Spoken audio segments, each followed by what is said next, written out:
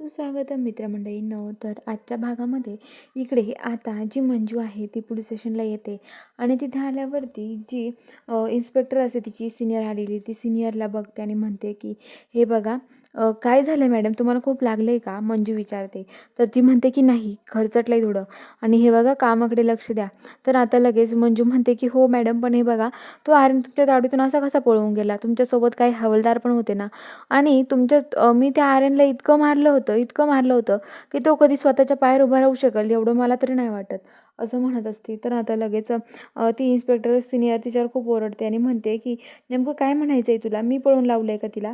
म्हणजे मी पळून लावलं आहे का असं म्हणायचं आहे का? का खोटं वागते तू? काही पण खोटं वागू नकोस. हे बघ, तुला माहीत नाही कशाला उगाच असं म्हणते. मी कशाला खोटं वागल? आणि हे बघ, तुला काय वाटतंय? तुम्ही माझ्याशी काही बोलायचं का? म्हणजे मी पळून लावणार का त्याला? काहीच बोलते, तुला समजतं की नाही काही?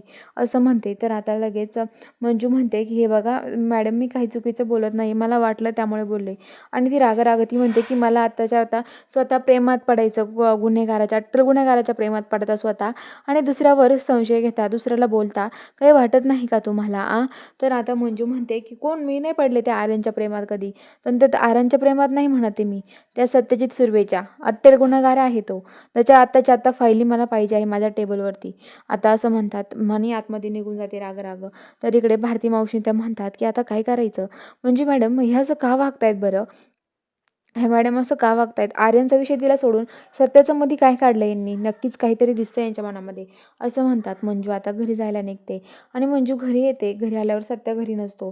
मम्मी साहेब आणि सपना तिथे उभा असतात. तर मम्मी साहेब म्हणतात की तुझ्यामुळे आमच्या घरावर ही वेळ आली आहे.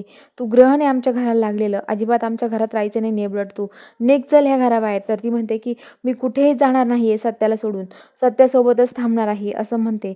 आणि आता लगेच ती जी असते मम्मी साहेब तिचा हात पकडते आणि आता तिला लोटून देतात. तेवढ्यात तिकडून सत्य येतो आणि सत्य आल्यावरती लगेच मंजूला पकडतो. तर चला बघूया आता पुढील भागात काय ट्विस्ट असणार आहे.